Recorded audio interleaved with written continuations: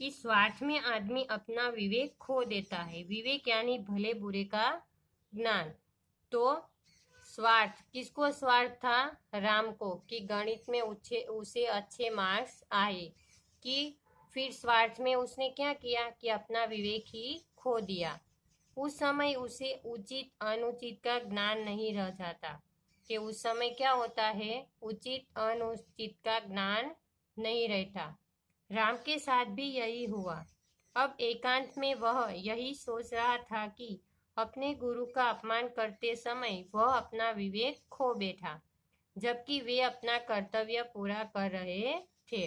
अब वो कमरे में अकेला ही बैठा है और सोच रहा है कि उसने अपने गुरु का अपमान किया और वो अपना विवेक खो चुका था। और जबकि कि गुरु ने क्या किया कि अपना कर्तव्य पूरा कर रहे थे। कि उसने चलो वो चीट है वो लेकर फॉर्म भरवा दिया होता तो उसका 1 साल बर्बाद हो जाता, पर अध्यापक जी ने उसका एक कर्तव्य पूरा किया। और उसे वो भी ये बात याद आई कि 20 दिन पहले की बात है। राम को याद आया, इन्हीं अध्यापक ने कहा था, राम अपनी तैयारी अच्छी रखना, तुम्हें अच्छी श्रेणी लानी है। यदि गणित में कुछ पूछना हो तो घर आकर पूछ लेना, संकोच मत करना। कि राम है वो अध्यापक ने 20 दिन पहले राम को कहा था कि एग्जाम में है अपनी तैयारी अच्छी रखना, कि तुम्हें अच्छी श्रेणी लानी है, कि अच्छे मार्क्स लाने हैं।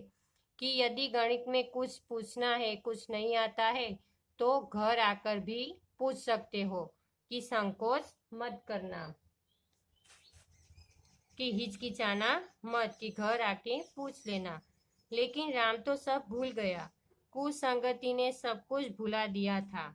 यह कुसंगति थी भानुशंकर की, त्रिभुवन की और मोहन की। किसकी कुसंगति थी? कि भानुशंकर, त्रिभुवन और मोहन की। ये तीनों वे विद्यार्थी थे जिन्हें पढ़ने लिखने से कुछ मतलब न था, घर से संपन्न थे, नौकरी करनी नहीं थी, इसलिए यह भी चिंता नहीं थी कि मेहनत से पढ़े। अपनी अपनी कार में पढ़ने आते थे, नौकर साथ में आता था और कॉलेज में भी कोई न कोई शरारत ही करते रहते थे। धनी होने के कारण प्रधानाचार्य भी इनके घर वालों से थोड़ा दबते थे और कुछ अध्यापक भी। प्रधानाचार्य के दबने का कारण तो यह था कि जब कॉलेज की इमारत बन रही थी तो इनमें से 2 लड़कों के दादा ने कॉलेज को काफी धन दिया था। वास्तव में वे अच्छे लोग थे। इन भानुशंकर, त्रिभुवन या मोहन की तरह बुरे विचार वाले नहीं थे। ये किसकी संगति लगी थी राम को? कि भानुशंकर, त्रिभुवन और मोहन की। कि तो ये तीनों विद्यार्थी थे, कि उसके साथ ही पढ़ते थे, कि जिन्हें पढ़ने लिखने से कुछ मतलब ही नहीं था, घर से वो संपन्न यानी अमीर थे, कि उसको नौकरी करनी नहीं थी, इसलिए यह पढ़ाई की भी चिंता नहीं थी। और क्या करते थे, कॉलेज में अपनी अपनी कार में पढ़ने आते थे और नौकर साथ में आता था। और कॉलेज में भी वो पढ़ते नहीं थे, कोई ना कोई मस्ती शरारत वो करते थे। कि अमीर धनिक होने के कारण कि प्रधानाचार्य भी क्या करते थे कि घर वालों से थोड़ा दबते थे और अध्यापक भी।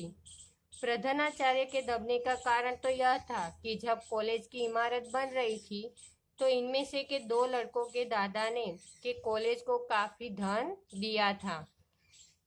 वास्तव में ये लोग अच्छे थे, पर इनके जो लड़के थे भानुशंकर, त्रिभुवन या मोहन की तरह वो बुरे विचार वाले नहीं थे। पर ये तीनों क्या करते थे, कॉलेज में मस्ती और शरारत ही करते थे। तो ये तीनों की कुसंगति का असर किस पर हुआ? राम पर हुआ। और राम भी वो कुसंगति में जुड़ गया और अध्यापक जी का अपमान करने लगा।